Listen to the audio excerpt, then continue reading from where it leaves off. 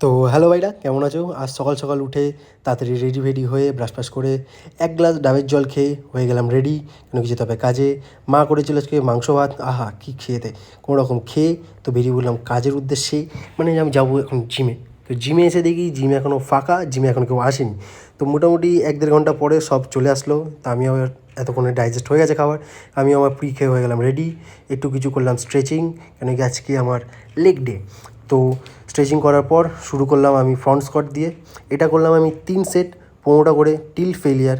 এরপরে গেলাম আমি lunges, one of the best exercise, এটারও করলাম 3 সেট 15টা করে টিল ফেলিয়ার।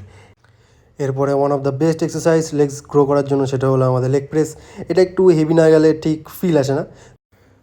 এরপরে চলে গেলাম আমাদের লেগ এক্সটেনশানে, এটার করলাম 5 সেট 20টা করে টিল ফেলিয়ার। তো আজকে ছিল পা পা মারার পর আমি চেক করছি আমার ট্রাইসেপ, আহা কি পাম। চলো আজকের ভিডিও এতটাই, দেখা হবে নেক্সট ভিডিও।